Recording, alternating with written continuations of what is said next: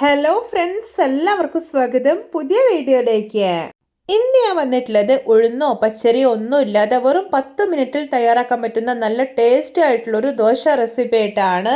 റവ കൊണ്ടാണ് കേട്ടോ നല്ല ക്രിസ്പി ആയിട്ടുള്ള ഈ ഒരു ദോശ റെഡിയാക്കി എടുക്കുന്നത്. വീഡിയോ കണ്ടിട്ട് ഇഷ്ടപ്പെടുവാണെങ്കിൽ ലൈക്ക് ചെയ്യുക, ഷെയർ ചെയ്യുക, കമന്റ് ചെയ്യുക, ചാനൽ സബ്സ്ക്രൈബ് ചെയ്യാനും മറക്കരുതേ. പിന്നെ ഫേസ്ബുക്കിലൂടെയാണ് വീഡിയോ കാണുന്നതെങ്കിൽ പേജ് ഫോളോ കൂടി ചെയ്യണേ. അപ്പോൾ നമുക്ക് നേരെ വീഡിയോയിലോട്ട് പോവാം. ദോശ ഉണ്ടാക്കാൻ വേണ്ടിയിട്ട് ഞാനിവിടെ ഈ ഒരു ഗ്ലാസ്സിൽ 2 ഗ്ലാസ് വറുക്കാത്ത റവയാണ് എടുത്തിട്ടുള്ളത്. നിങ്ങളുടെ കയ്യിൽ ഇനി റോസ്റ്റഡ് റവയാണുള്ളതെങ്കിൽ അതും എടുക്കാവുന്നതാണ്. ഇനി ഈ റവ മുഴുവനായിട്ടും മിക്സിയിൽ ഒരു വലിയ ജാറിലേക്ക് ഇട്ട് കൊടുക്കാം. എന്നിട്ടൊന്ന് പൊടിച്ചെടുക്കാം. ഇപ്പോൾ ഇത് പൊടിച്ചെടുത്തിട്ടുണ്ട്. ഇതിൽ ചെറിയ ചെറിയ തരികൾ ഉണ്ടാവും, അത് കുഴപ്പമില്ല. ഇനി ഇതിലോട്ട് ചേർക്കാൻ പോകുന്നത് ഒരു 1/4 ഗ്ലാസ് മൈദയാണ്.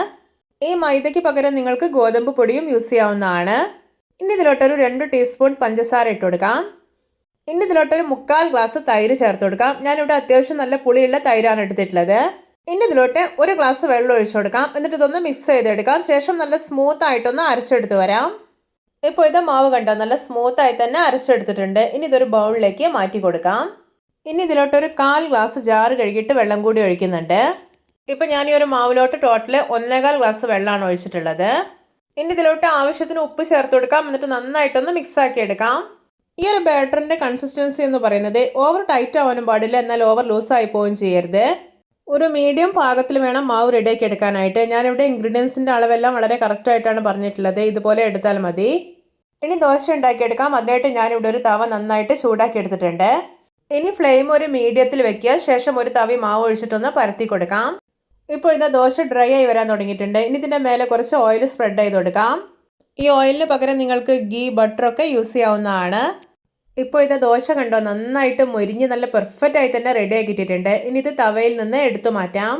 ഇതാ നമ്മുടെ രുചികരമായിട്ടുള്ള റവ ദോശ റെഡി. നോക്കിയേ, കാണുമ്പോൾ തന്നെ കൊതി വരുന്നില്ലേ?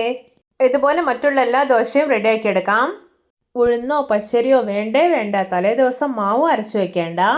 വെറും 10 മിനിറ്റിൽ മാവ് അരച്ച ഉടനെ തന്നെ ഉണ്ടാക്കിയെടുക്കാൻ പറ്റുന്ന നല്ല ക്രിസ്പിയും ടേസ്റ്റിയും ആയിട്ടുള്ള റവ ദോശയാണിത്. എല്ലാവരും ഇതുപോലെ ഒന്ന് ഉണ്ടാക്കി നോക്കണേ. ഇപ്പോൾ ഇത് നമ്മുടെ രണ്ടാമത്തെ റവദോശയും അടിപൊളിയായി തന്നെ റെഡിയാക്കി കിട്ടിയിട്ടുണ്ട്. ഇതും തവയിൽ നിന്ന് എടുത്തു മാറ്റാം. നിങ്ങൾക്കിത് കാണുമ്പോൾ തന്നെ മനസ്സിലാവുന്നില്ല എന്തോരം ക്രിസ്പി ആയിട്ട് ഇരിക്കുന്നതെന്ന്. എന്തൊരു ടേസ്റ്റാണെന്നറിയോ ഇത് കഴിക്കാൻ. കോക്കനട്ട് ചട്നി, അതുപോലെ തന്നെ റെഡ് ചില്ലി ചട്നി ഒക്കെ ഈ ഒരു ദോശയ്ക്കൊപ്പം കഴിക്കാൻ അടിപൊളി കോമ്പിനേഷനാണ്. എല്ലാവർക്കും എൻ്റെ ക്രിസ്പി ആൻഡ് ടേസ്റ്റി റവദോശ റെസിപ്പി ഇഷ്ടപ്പെട്ടെന്ന് വിചാരിക്കുന്നു. ഇഷ്ടപ്പെട്ട സപ്പോർട്ട് ചെയ്യാൻ മറക്കരുത്. അപ്പോൾ ഇതുപോലെയുള്ള വെറൈറ്റി വീഡിയോകളായി നമുക്ക് വീണ്ടും കണ്ടുമുട്ടാം. Okay, bye bye.